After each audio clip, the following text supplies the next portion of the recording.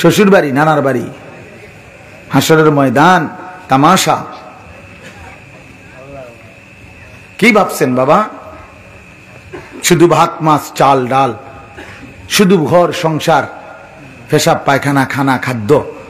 হায় মুসলমান, এতটুকুতেই জীবন শেষ করে দিলেন। মাঝ বয়সী মানুষ একটা চা দোকানদারি করে, এক ওয়াক্ত নামাজ পড়ে না। একটা সামান্য অটো চালায়, এক ওয়াক্ত নামাজ পড়ে না। চটপুড়ি বেচে, ওমা এই নাফরমানে এক ওয়াক্ত নামাজ পড়ে না।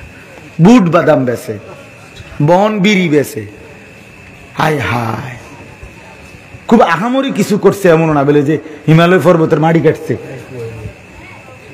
কথাটা আপনি বুঝছেন না। বা আটলান্টিক মহাসাগরটা মাটি ফেলাইছে, মাটি ফেলাইয়া ফুরাইছে, এমন কিছু। তো এই সামান্য টুকুর জন্য আল্লাহকে ছেড়ে দিলেন।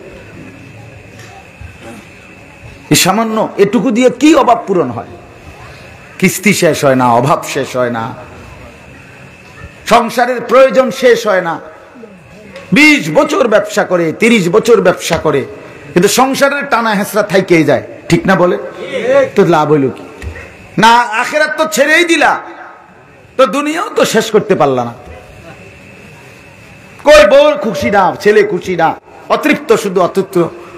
রাক্ষসায় দুনিয়া কোনোদিন তৃপ্ত হয় না, কোনোদিন না, কোনোদিন। এই দুনিয়া রাক্ষস, এই দুনিয়ার চাহিদাগুলোও রাক্ষস, কোনোদিনও শেষ হয় না। দুপুরের খানা খাইবার 6 ঘন্টার ভিতরে আবার রাক্ষসা পেট হা করে, আবার খিদা লাগে, আবার খিদা লাগে।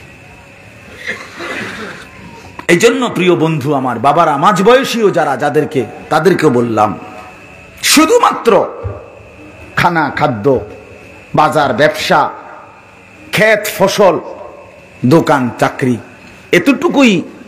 আর খাইয়া পড়িয়া বউ বাচ্চা লইয়া চলতেছেন, শুধু খাইতেছেন, ঘুমাইতেছেন, এতটুকু জিন্দিগি না বাবা, এটা মুসলমানের জীবন না। আপনাদেরকে অনুরোধ করলাম, বয়স্ক যারা, এই বয়স্কদেরকেও বলি, আপনাদের কাছে অনুরোধ, আপনারাও অনেক বয়স্ক মানুষ আছেন যারা আপনাদের জীবনের এই শেষ সময়টা, সুন্দর হায়াত আল্লাহ দিচ্ছেন। আল্লাহ সবাইকে বুড়ো বানায় না। কোরআন শরীফে আছে, আল্লাহ বলছেন, আমি সব যুবক, সব কিশোর, সব বাচ্চাকে বৃদ্ধ পর্যন্ত পৌঁছাই না। সবাই বৃদ্ধ হয়? কথা বলেন না কেন?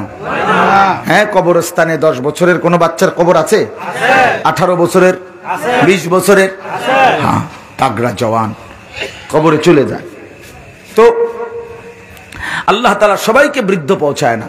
তো যাকে আল্লাহ তাআলা বৃদ্ধ অবস্থায় পৌঁছাইছেন, সুযোগ দিছেন আল্লাহ তাকে, ওমা সেই মানুষগুলো, বয়স্ক লোক, 60 বছর, 50 বছর, এই কাম শুধু একটাই, বিকাল থেকে নিয়ে রাত পর্যন্ত চা দোকান, বিড়ি, সিগারেট, বুট বাদাম, আর টেলিভিশনে নর্তকীর নাচ দেখা, আর পরের গীবত, সমালোচনা, খালাস।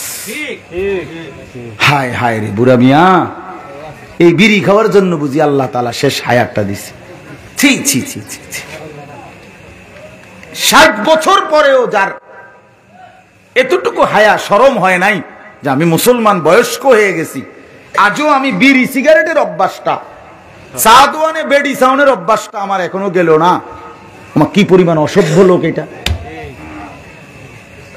এবারটা কি পরিমাণ শরমহীন, চিন্তা করে দেখেন। আপনি জিজ্ঞাসা করেন সামনে গিয়া, নাইলে যে চাচা আপনার হায়া আছে কিনা, আপনার ভিতরে কোনো লজ্জা শরম আছে কিনা। নাইতে এতটা বয়স্ক মানুষ আপনি কেন এখনো টেলিভিশনে নর্তকীর নাচ দেখেন? কোন লজ্জায়?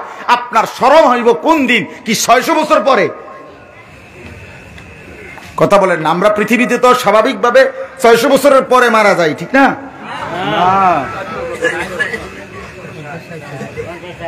হ্যাঁ, আমার কথা রাগ হইেন না। আমি অনুরোধ করলাম, নিজের উপরে রহম করেন, নিজের উপরে দয়া করেন।